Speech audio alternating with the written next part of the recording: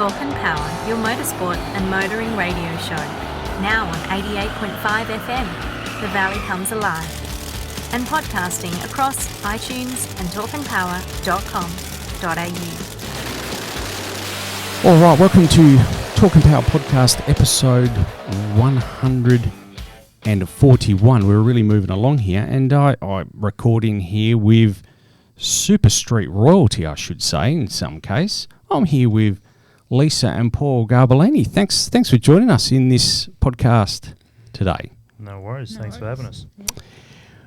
I must say, how does that actually sit with you guys? Because it appears, we think it's well, you can tell us, but is it the first time ever that it's a husband and wife have gone first and second in the championship in Super Street or in any category of drag racing? From what we've been told, we keep getting told from Andrea that this is the first husband and wife 1 and 2 in Australian drag racing history. Yeah. I don't know how they would check that, but in their books that they've got, it's the first one. I believe so as well. I don't recall. I was going to reach out to Luke Newhoff because he was a bit of a guru on that sort of stuff, but I didn't in the end. So I should have reached out to Luke and just asked the question. But I think it's a magnificent achievement, and for you guys to do so. Have you ever guys considered yourself as the 888 of drag racing? No, nothing like that. Definitely lacking in the money department of the AAA. Maybe the money department, but I mean the way you present the cars are, reasonably identical, using the same sponsorship across both cars. I know it's a long draw, but we don't see that too often in drag racing, do we? Where competitors have multiple cars in the one team that are almost identical. Yeah, I guess you look at it like that. We have sort of set it up, definitely looking like a team system, and we try and get the cars presentable in that way. But yeah. No, certainly. We'll talk about the cars shortly. I want to mention some accolades. I'm sitting here with Lisa right now, and you are the reigning Australian Summit Racing Equipment Sportsman's Series Super Street Champion. Geez, that's a mouthful, especially when you write it out. Taking the championship from your husband. We're sitting here with the trophies. I've never been this close to an Andrew trophy, I must say. So thank you for bringing them in. If you're watching the video, make sure you look at that gold Christmas tree and the runner-up Christmas tree as well. They are magnificent additions to your family, no doubt. But tell us, taking that championship from your husband and you finishing in second place, I know it's a difficult question, but talk us through that achievement, Lisa. I definitely wouldn't be out there without him, because if he didn't organise my car to go to Darwin Alice, I wouldn't be able to beat him and have a win. So, yeah, it's a big achievement, and hopefully I can do it again in the future. Well, let's talk about that. I'm really curious to talk about that particular road trip there. That kicked off in July of 2021. Let's be honest, the borders were pretty problematic back then. How did you, I know Gordon Crawford took the one of the cars up for you, but it really is the ultimate road trip. You've actually taken your race car, correct me if I'm wrong, 12,107 kilometre road trip. Is that right? Yeah, I think so. Paul's usually pretty good with the maths, but yeah, I think it's something like that. Yeah.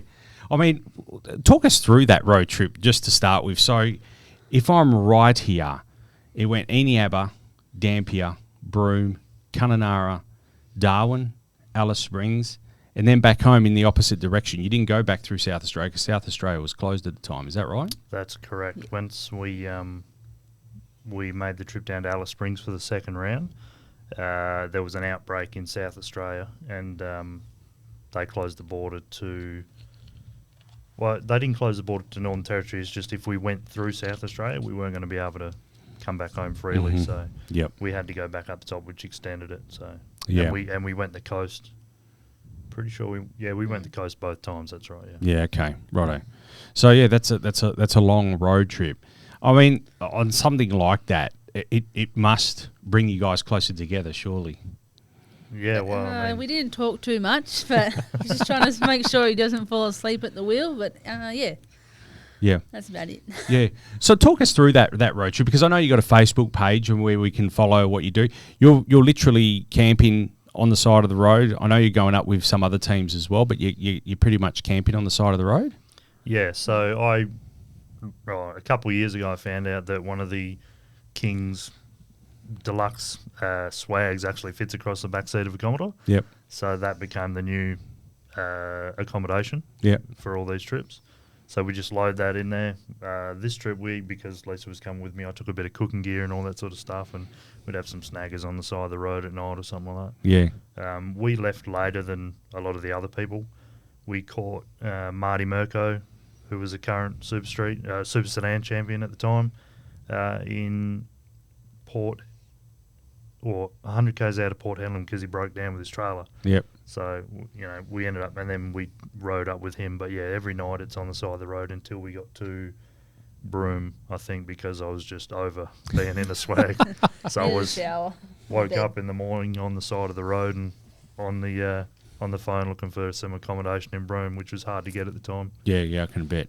So for those that are listening from other parts of the world or other countries, Broome is basically, how would you say, it's a bit of a tourist spot really in Australia. They call it gateway to the Kimberley. Yeah. So it's understandable that I can imagine that was quite difficult to get into. So yeah, for those that aren't familiar with Australia, you're going up from Perth, which is if you're looking at Australia, in the bottom left-hand corner, driving all the way up to the top of Western Australia, across a bit, and then back down again for really what is required to, if you're going to win a championship or be in the running, you've got to do that leg, don't you? The Darwin Alice Springs leg. Yep. And I worked with a guy who's up in Broome who lives up there, and he said at the time we tried to go up there, it was record people in Broome because WA was pretty open for COVID, so that's where everyone wanted to be. Yeah. Funnily enough, I was actually in Kununurra myself in July of that year as well, and I know it was fairly well packed. Yeah. That the up there as well. So yeah, it's magnificent that you take this car. Do you get a lot of people on the side of in towns noticing, like, I mean, you've come here with a car tonight. Do you get a lot of people like asking questions about the car or looking at the car? Yeah, there's a few. When you stop for fuel and stuff like that, people are saying, "Oh, geez, you're a long way from home with that thing." Yeah. So, people get get to conversation and people ask you what you're doing. You say you're driving out for a race. They say you're crazy. Yeah. But that's the beauty about drag racing, isn't it? As well. Like, I mean, you wouldn't get too many sports where the competitors might be driving through town, or even actually driving their race car through town. So I think that's one of the benefits of drag racing and what you guys do, and I think bringing it to the people, I think that's a magnificent achievement, really. Yeah, I guess we're able to do it, and the class is sort of, it's named Super Street, so we try to use street cars. So. Yep. Talk us through this. I mean, I look at a lot of social media commentary, and Jamie Chasty, we know Jamie and the Chasty family really well. He once wrote in one of your comments, "Your commitment to the National Series is killer." Those are his words. It really is second to none, isn't it? And I believe, I would think that comes at a pretty big cost, not just financially, but also to you yourselves and also your commitment to other things that you might be doing in spare time. I know that you sometimes have to arrange swing changes because you're FIFO as well. Yep. Talk us through that. For people that might not be sure, what the commitment to drag racing, especially when you're doing the National Series, is like. It definitely takes away from a lot of family and friends and stuff like that. Weddings and stuff. Yeah, I have. I mean, luckily our wedding worked out that way, but I have missed other people's weddings for drag racing. Or work. Yeah, work, and it does get hard. You pretty much take out all annual leave. It's all used for drag racing. And then money-wise, it just sucks down on that pretty hard. But, that's what we were committed to, so we poured it all into that. And, some people may not say it's worth it, but, we've got the memories from the trips and everything, and we use it as holidays. So, even our honeymoon was pretty much a drag racing trip. We drove to Melbourne, raced in Portland, top qualified, runner-up the meeting, put the car in storage, flew up to Hamilton Island for 5 days, and then flew back to Melbourne, picked the car up out of storage, raced at the Australian Nationals at Calder, went to the semi-finals there and come home. Yeah, So, yeah, we're definitely committed to it, but it takes a toll in pretty much everything you do. Do you have family? Family and friends are really supportive. But there must be people that don't get it as well. Like, do you have people that say to you, "Geez, you're going to miss this, a baptism or something like that because of a drag meet"? Yeah, definitely. Yeah, it's tough, isn't it? Because I know we've spoken with people before on the podcast, and they'll put a portion of their life aside for this. But these trophies, as you said, they might be just trophies to the people off the street, but these are more than just trophies, aren't they? They're a commitment to a sport that is, has struggled over the years, but is in my view coming back really strong. Yep.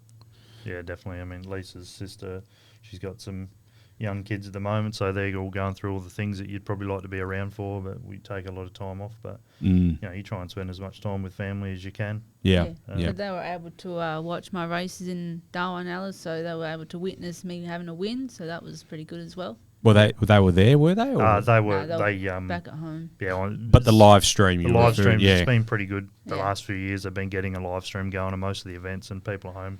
Lisa's mum even sitting at home watching it, so it's pretty good. It was amazing for her to witness a win, so it's good. It is, and I saw it as well. And the Darwin feed was pretty good, and the Alice Springs one, maybe not as good, but still there, Yeah.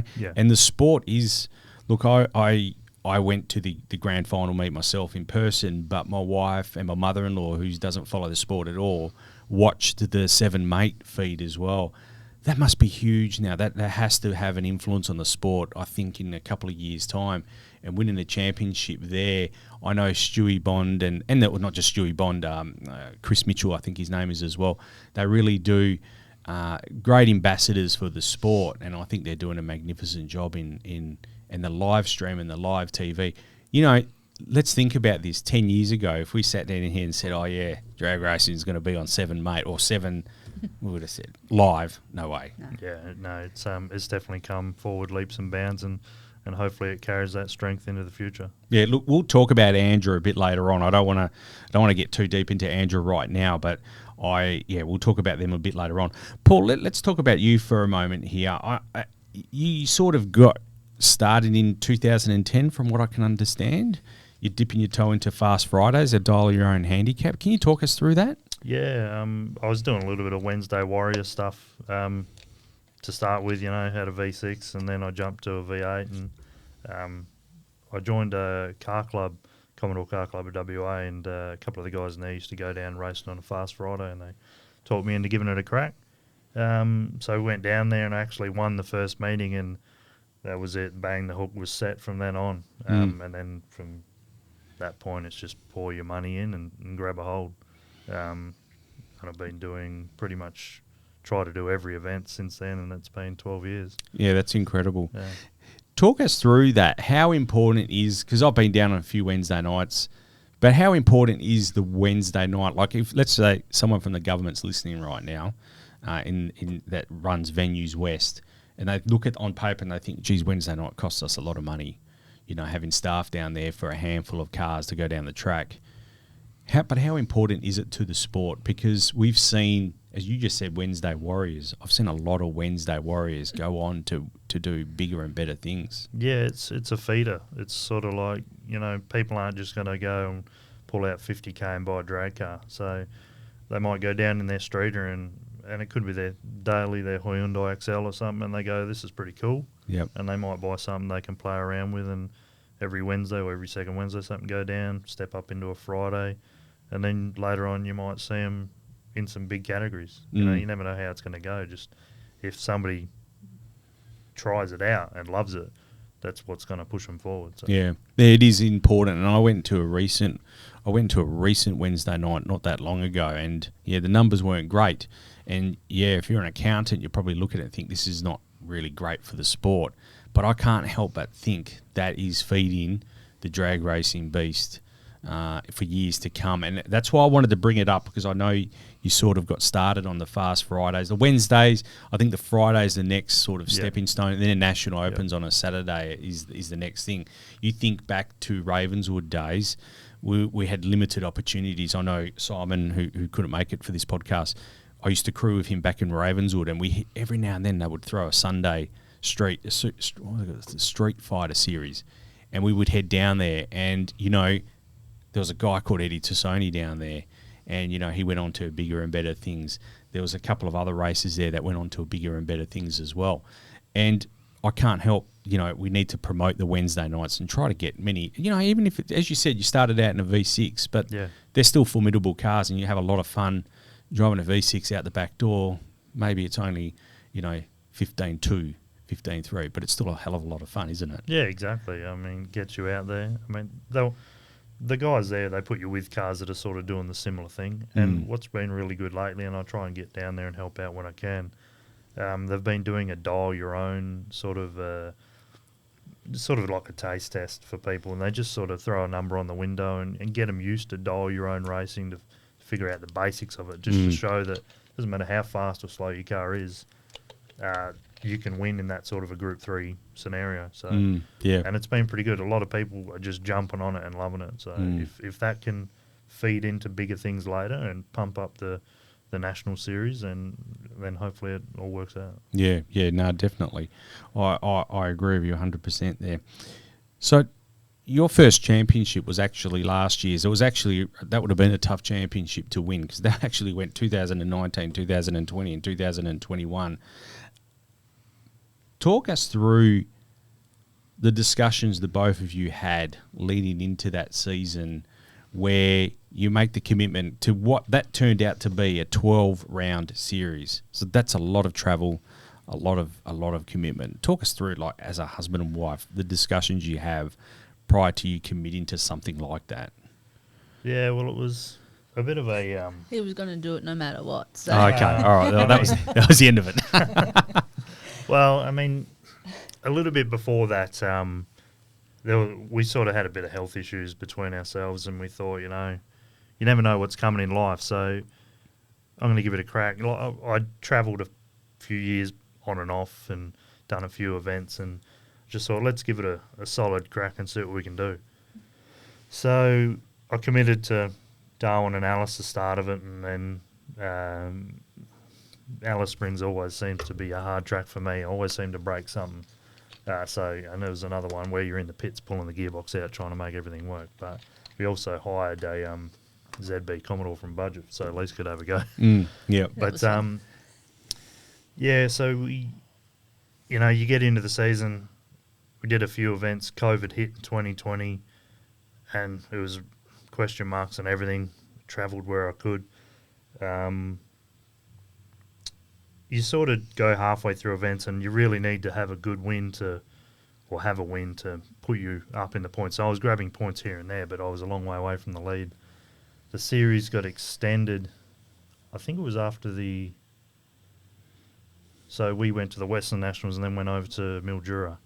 And the Mildura event was the same day as the GP that got cancelled in Melbourne. Oh, yes, yep. Yep, so it all got cancelled from there, and it was all just, nobody knew it was happening. Then they announced that it was going to be extended, and then so we didn't get another event until late 2020, which I think might have been Portland. Yep.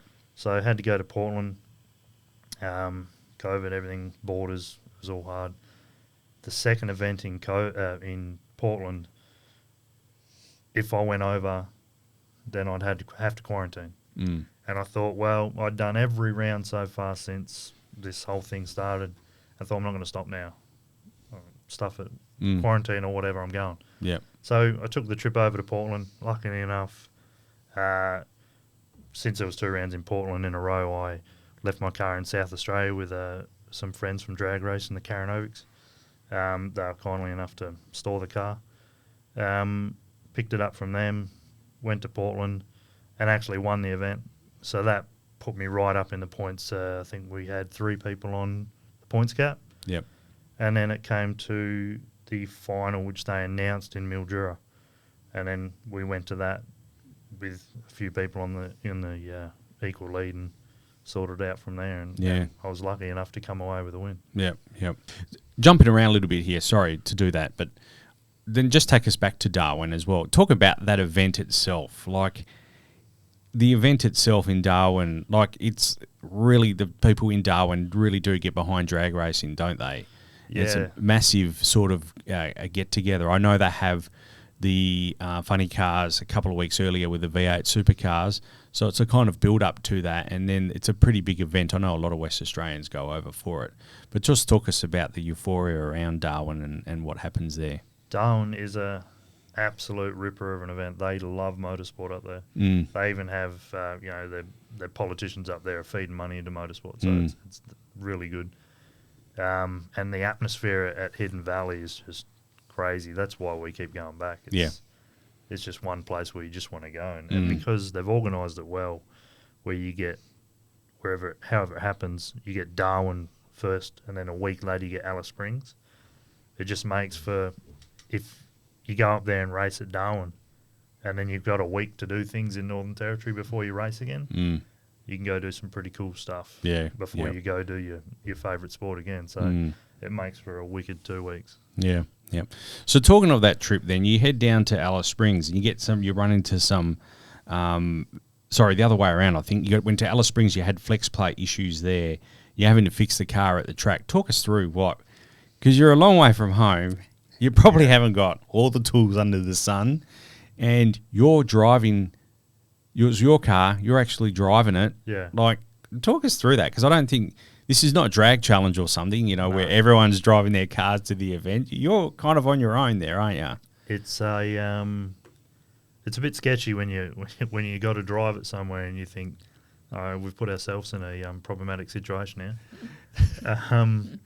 But that's what sorry to interrupt, but that's what makes it cool. I'm sorry, yeah, that makes your story that bit cooler as well. Yeah, and people are surprised about what I can fit into a car. It's good at Tetris. Yeah, it's pretty much, I call it car Tetris now, well, packing Tetris, because they'll see you at the drags, wherever you be, like other side of the country in Victoria or something like that, and they'll see the pile of stuff you've got sitting next to the car, and you're thinking, they're looking at you going, so what are you going to do with all that stuff? Where's your trailer? You're like, what trailer? Do you see a tow ball on the car? And I say to them, just watch me. Watch when we finish today, just watch. And you just start loading stuff in, and everything's got its place and its orientation, and the boot is chock-a-block with gear, even in the wheel wells of the car, then other stuff, jerry cans, swag, and it all gets loaded in, and there's a lot of gear in there, including an Austrail tent, all that sort of stuff. You probably got a lot of gear, but I don't think there's a 2-poster hoist in there, is there? No. I mean, it would be nice, but when we broke that flex plate, which funnily enough is the second flex plate we've broken in Alice Springs. Previously, a couple of years before, I took Lisa's car while she stayed back for a wedding, and I broke a flex plate, and luckily enough, the Territory Wrecker guys there took me back to their workshop and helped me put one in at about midnight. Yeah. In between qualifying and racing. But this weekend I was able to get a hold of a guy who got onto Territory Wreckers again and found me a second-hand flex plate, rusty old thing out of the scrapyard, and ripped the gearbox out there after racing right next to Gordon Crawford's truck. And there's Marty Murko's lending me jack stands, and we're getting people throwing us tools like the Fergusons. I think we're just they left a toolbox out for us. They're like, grab whatever you need. I've got pulling the gearbox out to an art, so I can rip it out pretty easily. Lisa helps with the jack, and we ripped that out, changed the flex plate, whacked the say new but pretty rusty one in, and slapped it back in, and away we went. Yeah. But it's on hard pointy asphalt. It's it's not easy. It's not an easy job, but we got it done. We had determination to get to Darwin and race the next time. Yeah. So that's the thing about West Australian drag races in my mind. And I shouldn't say West Australian drag race. I think doesn't matter what state you're from in Australia, if you're a drag racer, the guys from the same state will always help you out. People just mention Marty Murko. I've got to have him on, actually. I spoke with him not that long ago, and I keep saying, we haven't done it yet. But things like, people like Marty Murko, Gordon Crawford, they are diehard, I shouldn't say Andra, people, but they stand for Andra. They stand for West Australian drag races, and that they would never let you down. Those sort of people, would they? Marty Mirko and his crew are just great guys. We hang around with them a fair bit, and they're good to get along with. Go out with. You have a good time. And Gordon Crawford, as you said, he is a strong representative for Andra. He always pushes Andra, and that's the whole thing about the truck, that he would take cars around. It's not because he was trying to make money from taking people's cars around. It was to get West Australians to other events. He was losing money to do it, and we have to thank him massively for getting Lisa's car around this year to help her to get the Australian Championship. Yeah. No, definitely. He's a good man, Gordon. We should try and endeavour to get him on as well. So that was your championship year. So it was a long season. You got there in the end. Yeah. But it was also basically for you, were you considering at the time like you would be up against the following season, you're going to be up against your wife in... Did you perceive that this was going to happen at the end of your season? No, definitely not. He wanted to back it up. I'm like, hey, let's go. I'll be there to support you. But and then he surprised me with, your car's on Gordon's truck. I'm like, oh my God. Yeah. That's awesome. It was when I was fighting for the championship. It was a hard fight. It was 13 or 12 or 13 rounds, and I went to every one of them just to make sure I had the best chance to do it. And then after that, I wanted to back it up, as anyone does. They want to back up a championship and show that it wasn't a fluke. Yeah. And so it wasn't even a question. We were going to Darwin and Alice again. Yep. And then I thought, realistically how it happened was I was looking up hire cars so Lisa could race again in the street classes because she had a bit of fun last time. And I was thinking, scratching my head going, why a hire car so expensive? And then I just thought, well, it's going to cost $600 to hire a car in Darwin and $600 to hire a car in Alice Springs. Well, that's $1,200. It's only $2.5 to put Lisa's car on Gordon's truck, and then a couple extra entries. Bugger it, we'll just do that, and it's going to be way more fun that she can race her own car that she knows, and she's competitive in the same class in an actual national championship. So and it worked out. So no, definitely. Well, Lisa, let's move over to you then. Like, talk us through your journey then. So you guys met around about 14 years ago, if I've done my research right, is it? Oh wait. 09 we got together in 09, but we probably met in 07, 08. Yeah, so that roughly 14 years ago. You get hooked on drag racing as well. You dip your toe into the Fast Series as well. Talk us through how that all came to be. Well, I eventually got my own V8. I just double-checked with Paul that I could have the same looking car as him, and he said yes. So I'm like, sweet. And then he took me down to the Warpass Wednesdays to get a handle of the car and do some big burnouts. And, he just slowly gives you a Valentine's Day exhaust system, so makes the car a little bit faster, and then this cam goes in, and then you start the Fast Series, and then you start getting a bit further, and I just got hooked, and eventually met him in the final of a Fast Series, which was good. And we both had pretty good reactions, and I had a win, so that was pretty cool. Yep. That was my first win against him, and it was really hard to beat him since then. Yeah. Since this season, and done it 3 times. So.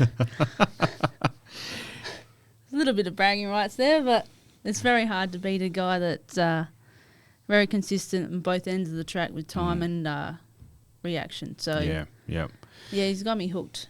Yeah, all those time ago. So talk us through, that was a pretty emotional, from what I understand, it was a pretty emotional moment when you found out, as Paul was just saying, that he'd organised, you didn't know, but he'd organised for your car to be in Darwin and Alice Springs, basically to coincide with this season. So talk us through that moment, because you did say it was quite emotional.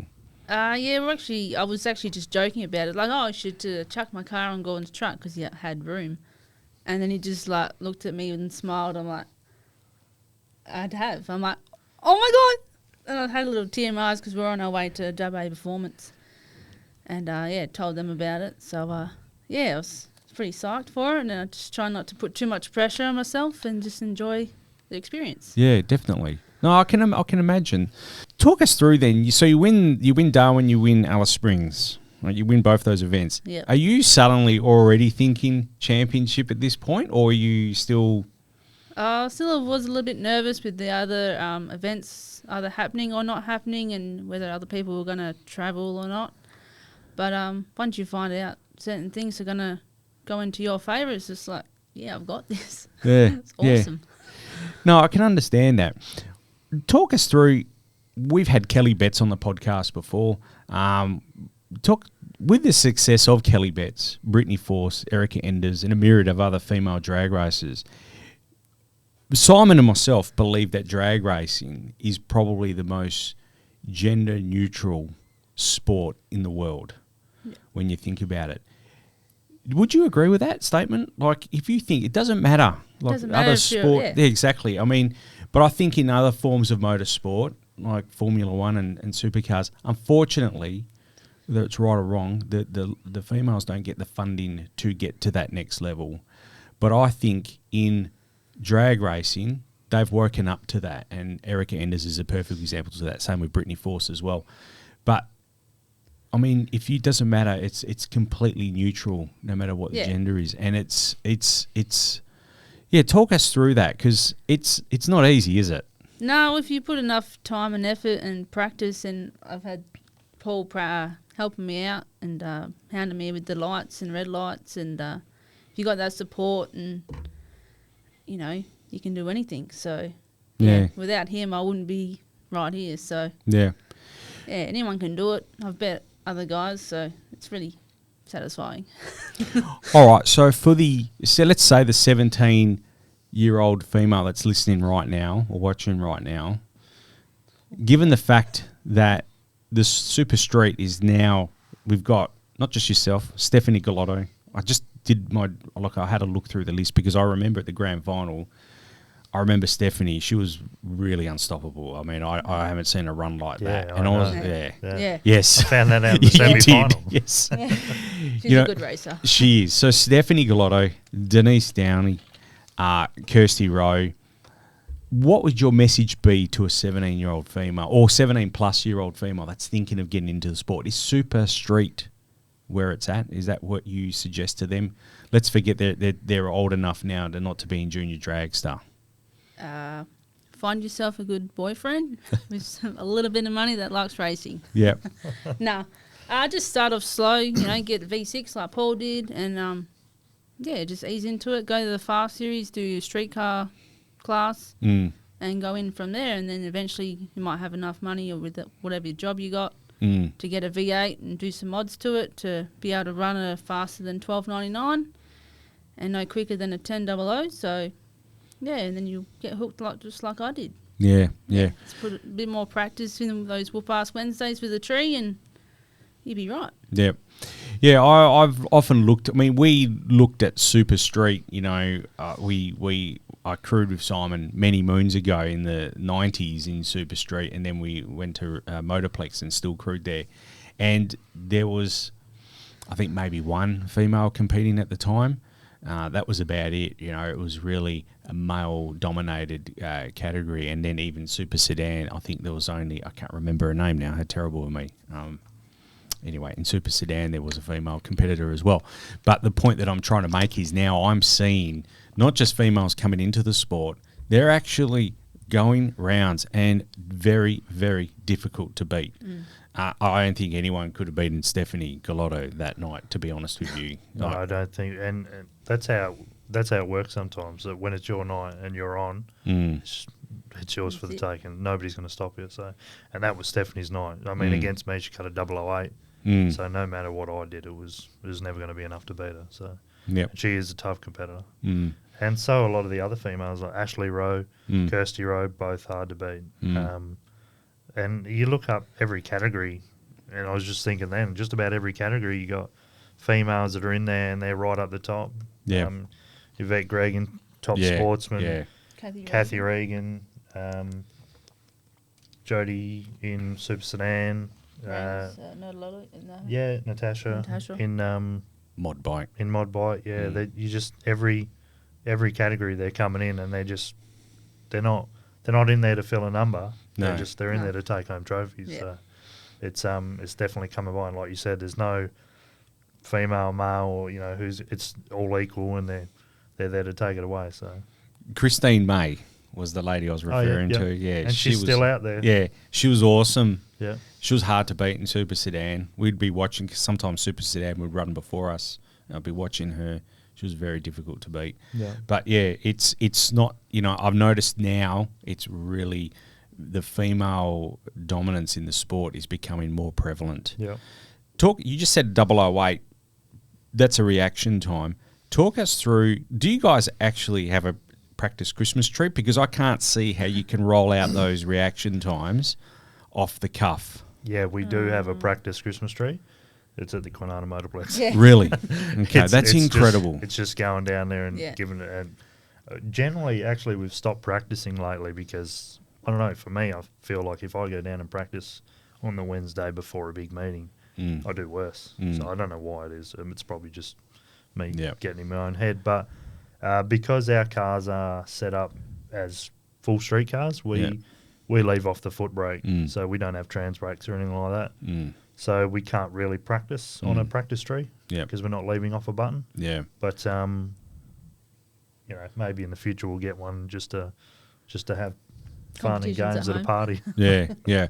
I'll be honest with you. I look after a car club myself in my spare time as the president, and we had a get together on a Wednesday night. We ran our own little competition. Yeah. Ray was really kind and gave us a good discount on entry, and we had a couple of former drag racers there. I'm not going to mention their names. Anyway, they were happy with a 0:23. Yeah. That was our best reaction time. Now that to be fair to these guys, they haven't raced for a long time. But they were happy with a 0:23 and a 0:24. They were number one, number two. Your guys, you lost on a 008. Is that right? Steph had a 008. Steph had the 008, sorry. Like if you go back to a couple of weeks ago, I won the Fast Series, the last round in Super Street, but the first round, I think, or maybe the second round, it's up against Rod Zunema. And I think I cut a 011 light, so an 011 light, and you think, that's crackerjack, you're not going to get much better than that. And I still got beat. And I was on my dial-in. Yeah. So, I was thinking, what's happened there? He cut a 000, perfect light. Yeah. He's done that before too. And I hit think. his dial-in, and I'm thinking, Sometimes there's nothing you I just could have get done. beat. No, you can't. So You can't, and Yeah. that's almost the perfect.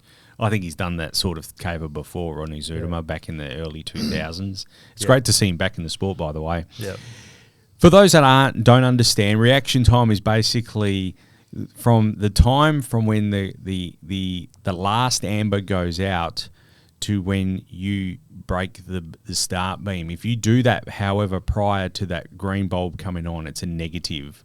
So explain to people how you're actually, as you said, foot brake, you're actually having to release the foot brake. You're up on the stall, you're up on the converter, obviously, but you're letting go of a mechanical pedal. Yeah. The brake line is releasing hydraulic pressure out of the brake system, and then the car is, through a torque converter. You use an auto, aren't you? Yeah. Through a torque converter going. So that's a whole lot of mechanical things happening there. So you have to anticipate you're anticipating that last amber going out. No, I'm guessing you're sort of anticipating the amber's going out, but still there's a whole lot of mechanical things happening in between from when your foot's coming off the brake. Talk us through that. Yeah, it's everyone does everything differently, and even how our cars are so similar, we both leave differently. It just comes down to the person and what their reaction is like. Like you might, we're all looking at the same lights, but our bodies and minds react different. Lisa leaves off idle. I leave off a bit of RPM, stalling it up, and I've just tried to tell Lisa that just leave off the same place every time, and I'll try and adjust the car by weight or whatever I can do to get the reactions pretty consistent, and it's worked. And with mine, I use RPM, but it's generally for myself, it's as soon as you see the last amber, you're hitting it. And I go down on a Wednesday and I'm trying to coach a few people in the dial-in stuff, and you look at their reactions and I'm like, how you going? And you'll see a 600 light and you're like, okay. So I'd be happy with a 600. You're seeing green before you leave.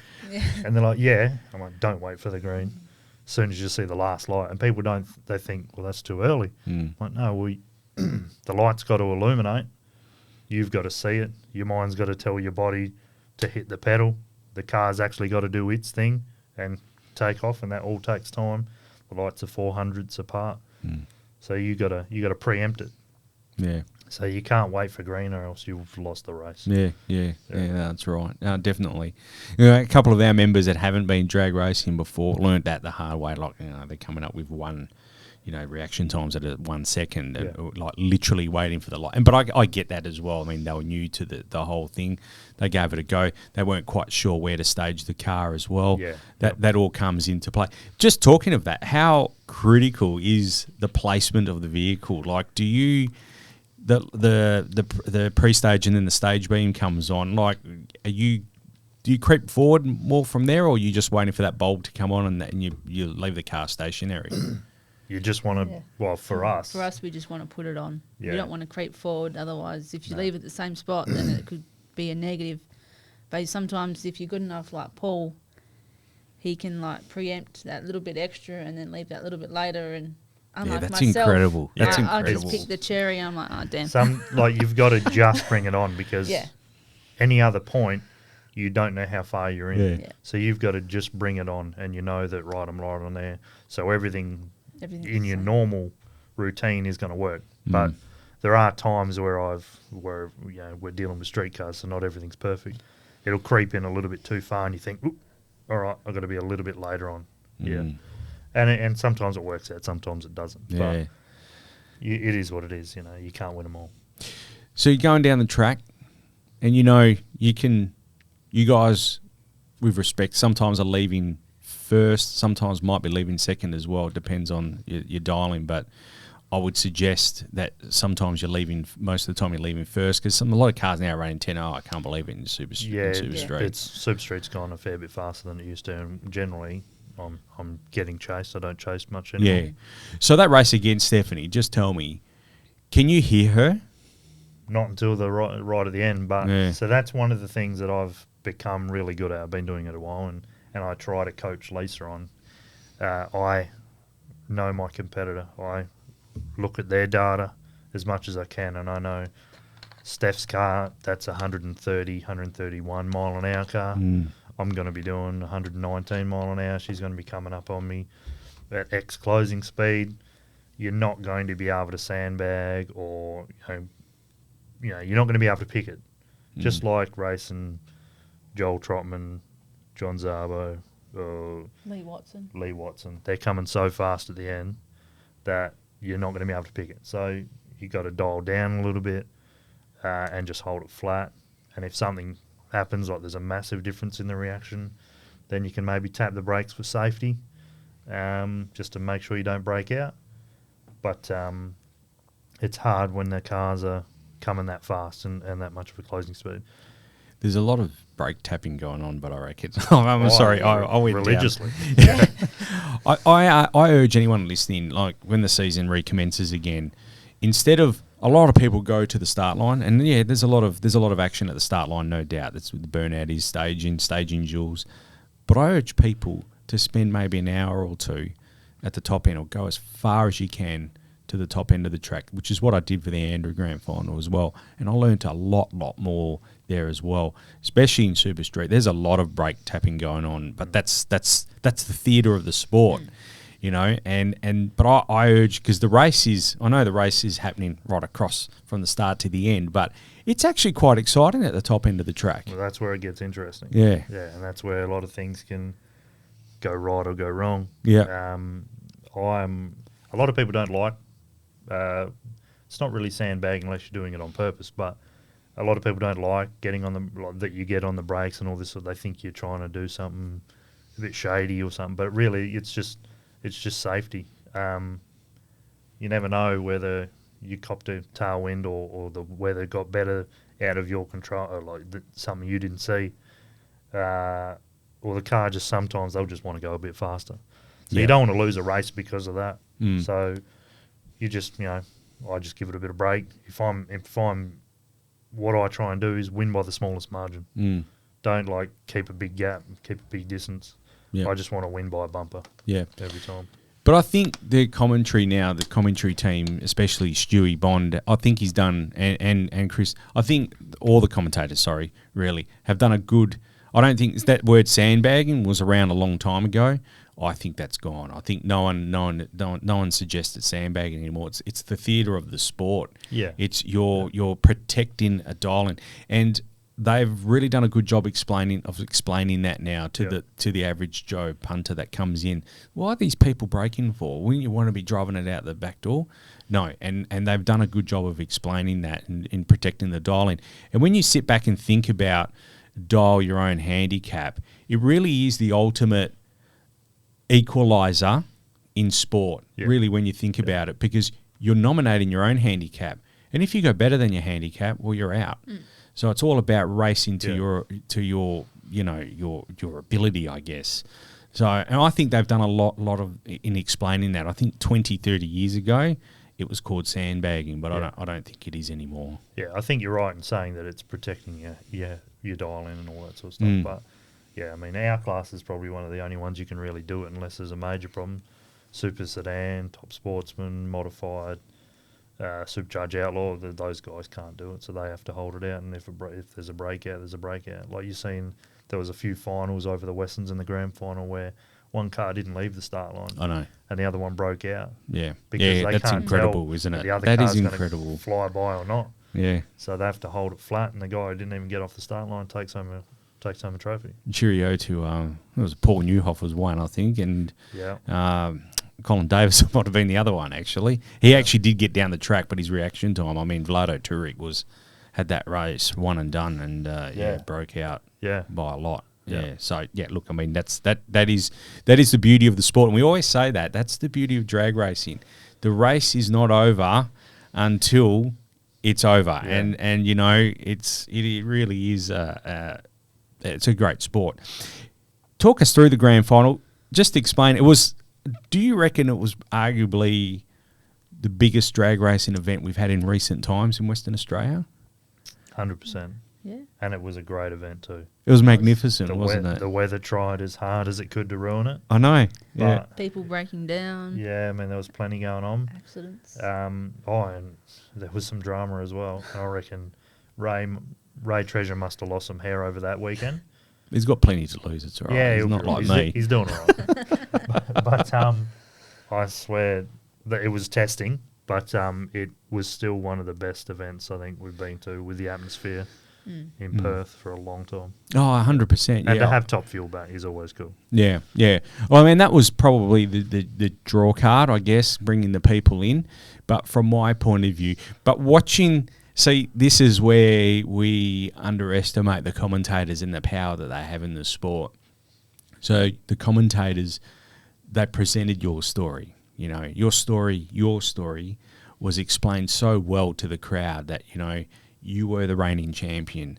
Now your wife is now the reigning champion. And, there was jokes and a bit of, side commentary about, oh, well, you don't have to buy a new sticker. You just pull the door off the old VZ and just swap the doors over. Yeah. You know what I mean? And that sort of commentary. And that enhances the story, I think 100% right. It was one of the best events we've ever had here. And I think moving into the next season, I think drag racing in Western Australia is all the better for it. But not only that, your story as well. I think there's a story to be told there, Yeah, I mean, all the commentators there are doing a great job. Like you said, they're pumping it right up and they're explaining it to the crowd how it works.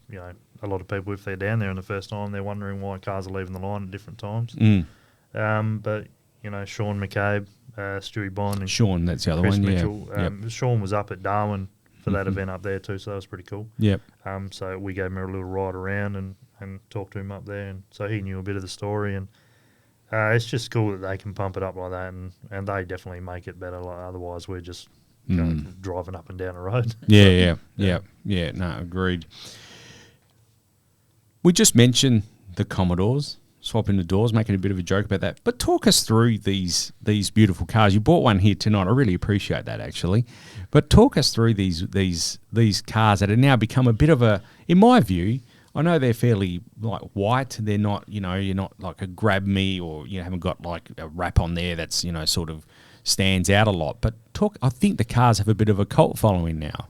Well, they definitely get seen around a fair bit. Yeah. They are pretty much our daily drivers. So You drive it to work, right? yeah. So and obviously I don't drive mine to work, but when I'm in Perth, that's what we're driving around. It's either one or the other. So, and even lately myself, I've been getting into the wrong one or loading the wrong car or something. It's hard to tell the difference. They are very, very simple. I mean, they're identical. It's only the rego that, probably gives them, tells you which one is which. And to be honest with you, I reached out to Phil, and shout out to Phil as well, to help out with some photos of the car, and I wanted some together, and there was quite a few to choose from as well. But I think that those two cars together are becoming a bit of an icon in Western Australian super street. So congratulations to you. I think that's magnificent. Both these cars are 11.2, 11.3, 11.4 around there cars. Yeah, Depending on the day, Yeah. all that sort of stuff. Yep. Like Lisa's is a smidge faster than mine because she's got a bit bigger engine. Yeah, okay. So talk us through the popularity of the LS.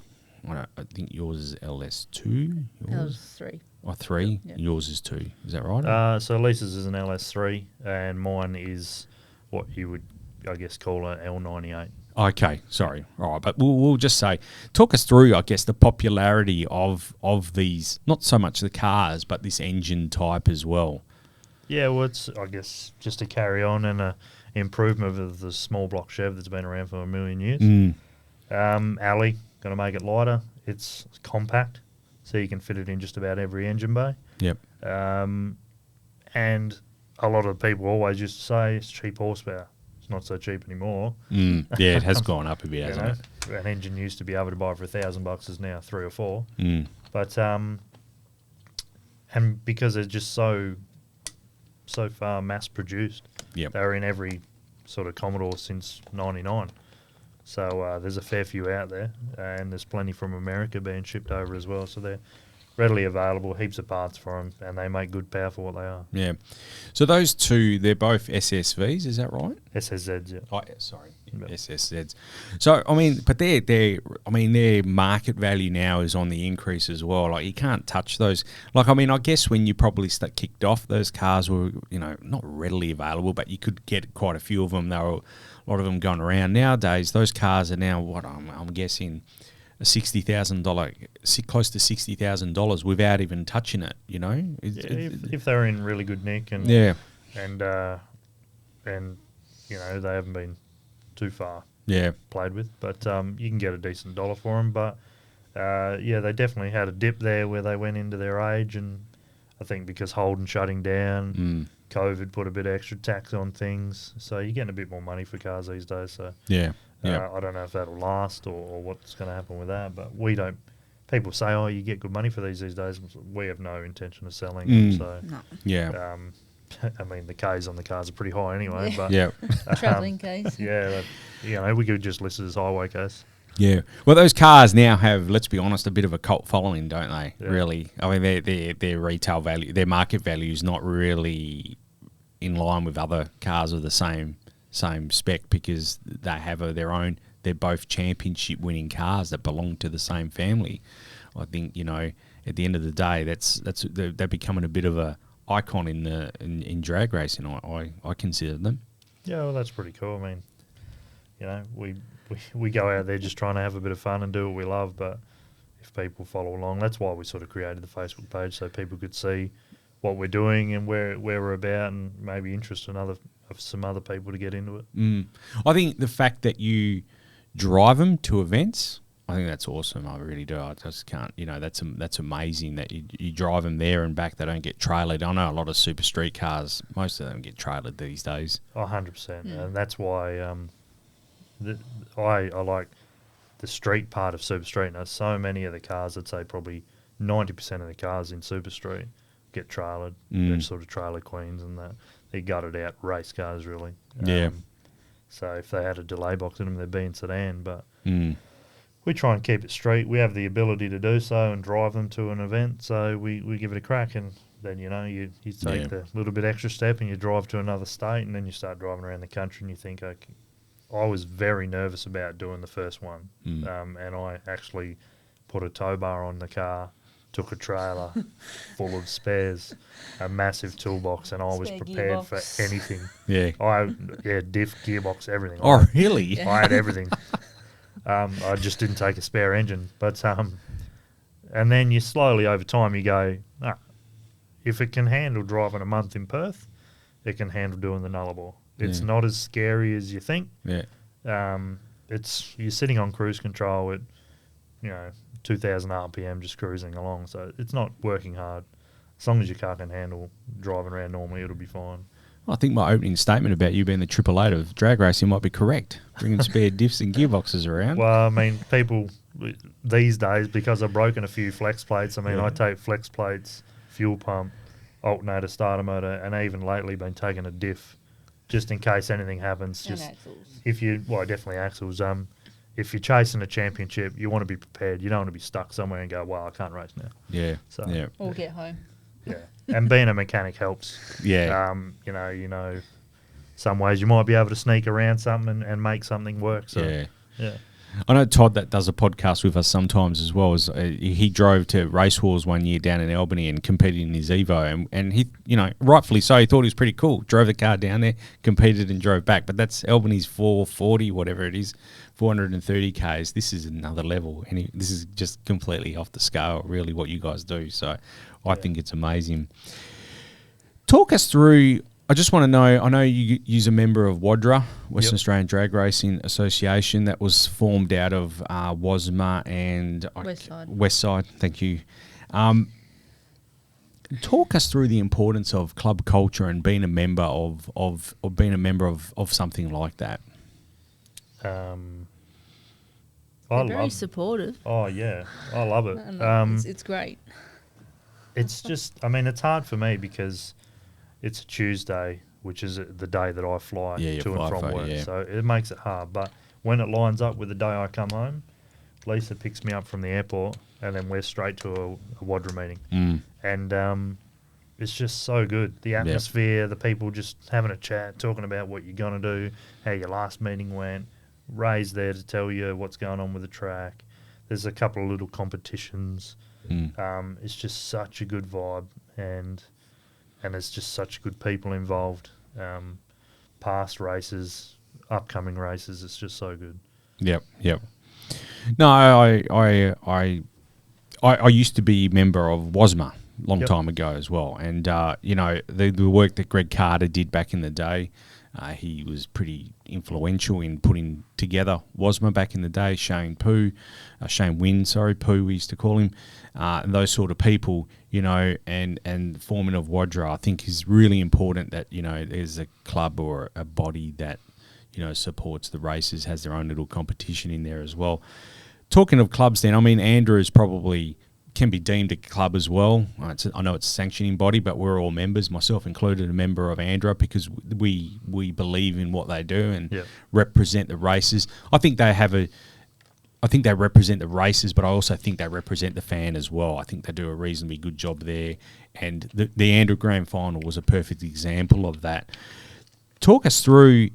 I don't want to get too in detail, but talk us through the basics of Super Street. It's a dial your own handicap. It's an Andra class. It's a 10-0. Just give us a rough rundown for those that are listening what Super Street actually is. No. It's a beginner's class. It's a stepping stone into some higher classes. It's like you said, 1000 to 129 is what you're allowed to dial.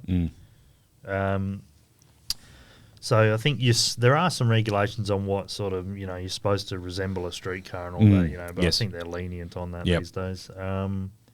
But it's no electronic aids like delay box, Yep. throttle stops, stuff like that. But other than that, it's pretty open. You can have whatever you want: mechanical, supercharging, turbo, manual, auto, any body type. I think the only real restrictions is there's a minimum wheelbase. Yep. But you can pretty much have anything you want. There are some weird rules in there, like I remember one time they did a fuel test and somebody came up, like the fuel didn't meet the spec or something. Luckily, it was in qualifying and they made them change fuel. It's like, it's Group 3. Yeah. Makes no difference. Yeah, but yeah. Yeah, there's a few funny rules in there, but Super Street really is just a stepping stone to some bigger stuff. But it's some of the tightest racing out there. It is. Yeah, It's definitely. massively competitive. Yep. Some of the biggest fields at least in Perth and elsewhere in Australia. Yep. And it's a big variety as well. Mm. Like obviously you got chassis cars or stuff like that in some of the other classes, and you see a lot of the same stuff. But in Super Street, you got the biggest variety of different cars. You got new stuff, old stuff, American, Australian, Japanese, and you go traveling over east, you see some really cool stuff that you haven't seen here as well. Like a lot of old Holden stuff, and it's really cool. Yeah. One common misconception, I think, of Super Street is the fact that people actually think it has to be road registered. That's not the case in Super Street. So it doesn't need to be registered. It does need to be road going, have some sort of resemblance. Yeah. I know there's a growing popularity. Even Tony Zachariah as well has a road going I think he's his VU.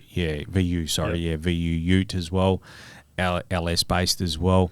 That's probably the popularity of Super Street, isn't it, to a certain extent, is the fact that you can use those sort of road-going cars, put a set of slicks on for the weekend, away you go. Like people like Tony's a good example. He doesn't even, I don't think he keeps that at home. I think he keeps it on the way to the track somewhere.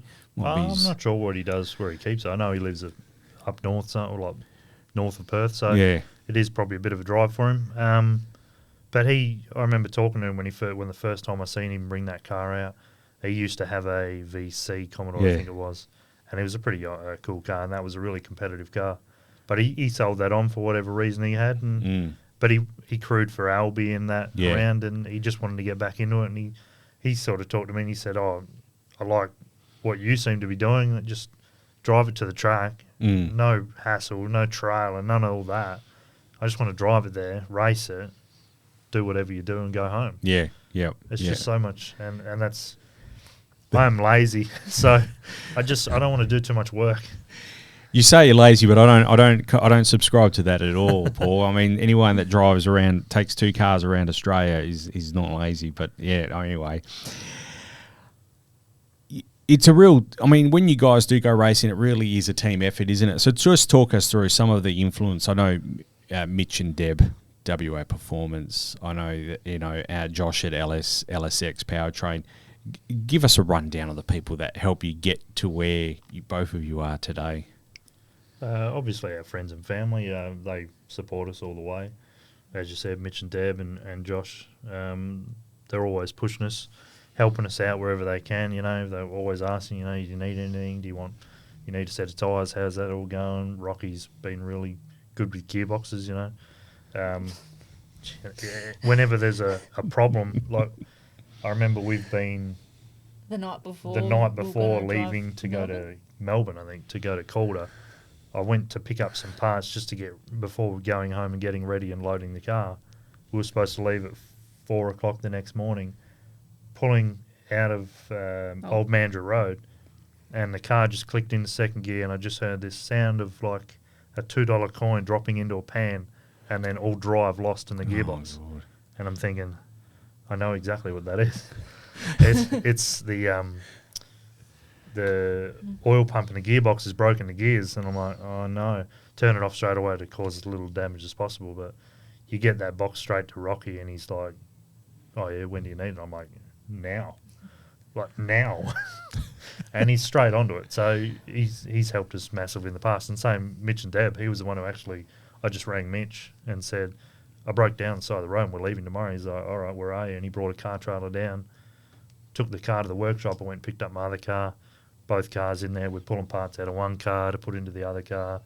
And we still got going that next morning. So Yeah. those One of people the help us out massively. advantages of having the same car, you're able to just Part swap. Part Yeah, swap. part It's just swap. like you Yeah. need to get racing. Let's Yeah. go. But I mean, the people at Wadra, massive support from Yeah. them. All the Yeah. other WA races are always helping us out. Yeah. Andra, they've been really good. Brett Stevens at Andra. Mm. Amanda, Scott Halfyard. Ray Treasure, Yep. he's been one of the most supportive people going. I remember meeting up with him at Portland on our honeymoon. It was. I just drove into Portland, straight off the road, off the highway, and I pulled into a car park and turned around and Ray's staring at me. I'm like, "Oh, what are you doing here?" But he was managing the event. Yeah. Yep. So he pretty sure this weekend is in Darwin managing their first round of their championship. He came back today. Yeah. Yeah, he's a massively busy man, and Yeah. he is just so dedicated to drag racing. He's got a full-time job doing it here, but he'll travel anywhere to do it. Yeah, So- yeah. Incredible commitment from Ray and his family too, and his brother going. I mean, tell you what, talk Yeah. about going rounds. There's yeah. another guy there. Darryl and then seeing Sam and the Yeah. Western Nationals both take home gold Christmas trees, that's pretty cool. Yeah, definitely. So, first husband and wife to come first and second in an Andrew Championship drag racing. What's next for the both of you? We would like to keep going, but Yeah, well, I mean, we can't. if Lotto comes in tonight, Yeah, no, Lisa will still continue in Super Street in Perth. in Perth this year, and if she does well in the summit rounds that come across, then maybe we'll look at travelling. I mean, we haven't got a calendar yet; we don't know what's going on. But if she travels to be eligible for a championship, if she's done well, then maybe we'll do that. But at the moment, I'm thinking of having next season off because I've bought a rear-engine dragster chassis, and I'm in the process at the moment of extending our shed so we can get that in there and start work on that. So Yeah, so that's where I'm trying to go because I'm tight. So I don't want to Race on a spend. budget. I Yeah. try and race on a budget. So I thought, how can you go fast, cheap, dragster? yeah, So that's where I went, and it came up right before we were going to Darwin. And I thought, that's pretty cheap. I'll buy that. So This will be modified. I've got so many ideas of what I want to do, and I just can't figure out which one. So Okay. there's modified, or there's possibility of going Group 2 racing. Oh, sounds like comp. Yeah, so there's DDA if I want to run NA, because I want to stay LS. So I could possibly fit an LS into DDA. I could go, if I whack some turbos on it, maybe go double B DA, or there's put a blower on it and go Supercharge Outlaw. Yeah, So there's a few things that I'm thinking about, and we'll see what comes up in the next few months of what parts come available to me cheap. yep, Because I love using. If you can find something in the shed that'll work, or somebody's got something going, I'll try and put that together. So yeah. yeah. No, I completely understand that. That makes that makes perfect sense. I'm happy for you because I was. It's good to see you making not necessarily a step up, but it is a step. You're progressing along in the journey, and Group 2. We talk about comp a fair bit on this podcast, and I honestly, that's a tough gig. That really is a tough gig, comp. And but I think you're up for it. I mean, I think anyone that drives around Australia committing to this series on a national level, I think half the battle's won if you make that commitment. So I think sure there's nuances in comp as well that make it difficult, but I think I think you're certainly both up to it. So that's congratulations. I'm really happy to hear that. Before we finish up, where can we follow your adventures? Give us a plug on the Facebook page. So it's Paul and Lisa's Drag Racing Adventures. That's the best name I could come up with at the time. It is an adventure, but That's pretty much how we roll. So every time we go, we don't just go racing. We go on an adventure. We drive across the country, have a look over the Great Australian Bight, or go see Ayers Rock, or all that sort of stuff. So we have a look at that, and it's all on that Facebook page. We try and take our friends with us on the trip. You know, we get a few people we try and hook along. We had Ben and Mel come along with us up the top to Darwin and Alice, and he did some fishing and all that sort of stuff, and they see some new things. So, but it's on that Facebook page. We try and put up as much as we can. I get a bit lazy with it sometimes, but especially when we don't do too well, it's like you don't feel like telling everyone about it, but but we try and post up there whenever we can. Off season, obviously, is we'll try and get in some other mischief to put up there, but we'll see how we go. Yeah, I go to the Kimberley myself quite often for work, and I think it's a really understated sort of place. I don't think, people that are from Perth or the city do enough to promote those sort of areas. And I have this dream one day of, I don't know if you've been out to Kununurra, there's a road called Weber Plains Road. And if you're going through Kununurra, you don't have any need to go on Weber Plains Road, but it's a road out and it goes through some really magical scenery, some rock faces and cliffs, as you would know, driving through that area. And there's a straight bit of road there that's dead straight. It's well over a quarter mile. And, I'd love for the Shire of Kununurra to close that bit of road off just for a couple of days and, have some sort of Group 3 competition out there. I think the road would need a bit of work because it's a beautiful. No, it's actually laser level. It's a beautiful bit of road, but the asphalt is quite aggressive. Yeah. But some of the scenery up there is just magical, and I think a lot of people from Perth need to get up there. Don't worry about going to here, there and everywhere. It's some of the most beautiful locations in the world are right here in our footstep. And I saw some of your photos on your Facebook page. Oh, magnificent, some of the places you went to. So I think it's just awesome you do it with a drag car. Yeah, it's great. The trip up there is one of the best. I've done the Nullarbor nearly 30 times, but the trip up the top is so good. The scenery up there, the sunrises and sunsets, it's magical. And even seeing like some of the, you just see the boab trees and all that sort of stuff, and you're thinking this is pretty cool. And we're out there, and can't even we're at Nanyatara Roadhouse, I think it's called. I think so. And we got a phone call from Marty Mirko's crew, who was back in Perth. He hadn't left yet.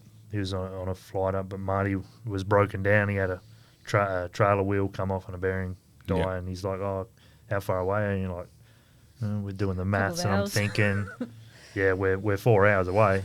So he goes, "Well, he's got nothing else going on." I'm like, "All right." So we were planning on camping, but we took off up there and tried to help Marty out. But luckily, as I said, Ben and Mel were on our way. They were a little bit ahead of us, and he's a mobile mechanic, so he had heaps of stuff to help Marty out. Yeah. But all that sort of stuff, we were up there. And we'd never, you see the movie Red Dog, and you think, well, let's go into Dampier and get a picture next to the Red Dog statue and all that sort of stuff that we'd never seen before. So we went and seen that, and you sort of try and stop in at all the little places and see all the cool stuff that you can. And we're on a bit of a schedule, but you want to see as much of it as you can. It's a great country out there, and it is, definitely more people need to see it. Yeah, no, definitely. Isn't it beautiful? Because it's July roughly when you travel. Like you're leaving here, it's 11 degrees. Yeah, it's windy or raining. Yeah, Darwin is the perfect holiday place for our winter. 32 degrees, no wind. It's just magical. Yeah, even up through Broome and all that. It's just so good. No, definitely. Lisa and Paul, it's been a pleasure having you here. I really enjoyed this, and as I said, I mentioned it a couple of podcasts ago when we did a review of the Andrew Grand Final. I said to Simon, we have to get the Garbellinis in, and I'm glad I did that now. It's been really wonderful having you here. Really appreciate your time. I know it's a public holiday at the moment, so really appreciate you coming in, giving up your public holiday. As I said, they can find you on Facebook, Paul and Lisa's Drag Racing Adventures. That's anywhere else? No website or anything like that yet? No website or anything like that. No, I'm not too flash on the Instagram or Twitter or anything like that. So Yeah. Facebook's it. That's it at the moment. Yeah. No worries. If you go to the Motorplex Facebook page as well, there's plenty of photos of these guys taking home a swag of trophies. And if you go to our Facebook page, you'll see them as well. Thanks, guys. Thanks for coming in. Really appreciate it. Thank you very much. No worries. Talk and Power, your motorsport and motoring radio show. Now on 88.5 FM. The Valley Comes Alive. And podcasting across iTunes and talkandpower.com.au.